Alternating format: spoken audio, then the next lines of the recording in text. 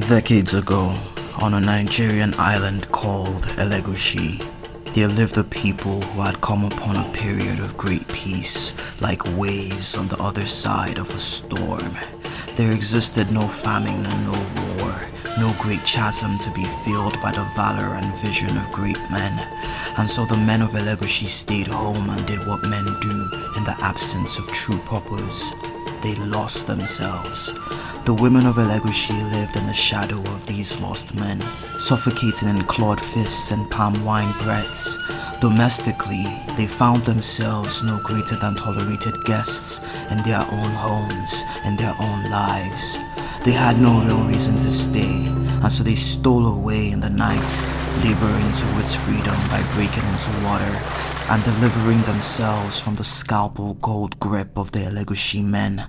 Settled on the ocean bed, instead of finding more predators, they found friends, found themselves lost daughters reunited with all of Mother Nature's other children.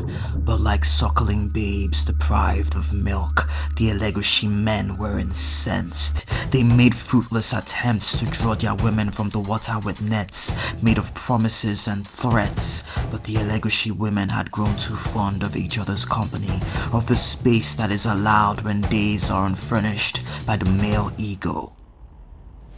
Finding no solution amongst themselves, the men turned to gods, supplicating for a means to reclaim their women.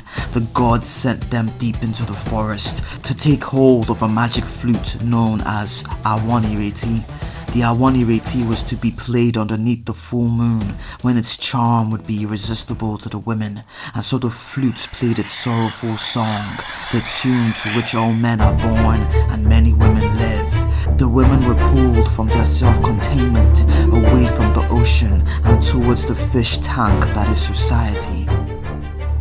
And they would have done it too, flopped like fish out of water onto the shore. But the men got cocky, impatient. They ventured into the shallow waters, eager to retrieve their property. It was this show of aggression, this insistence on meeting halfway between consent and duress that snapped the women out of it. They came to their senses and sent a great wave to wipe the men out. Like a great mouth, the ocean opened wide and swallowed all in its path. It rode up over the island, ready to devour any and everything, surging on the collective will of the Elegushi women. But one woman remembered something. Someone. The man who had helped her escape that first night. Telepathically, she asked her sisters if there was one righteous man left in all of the island.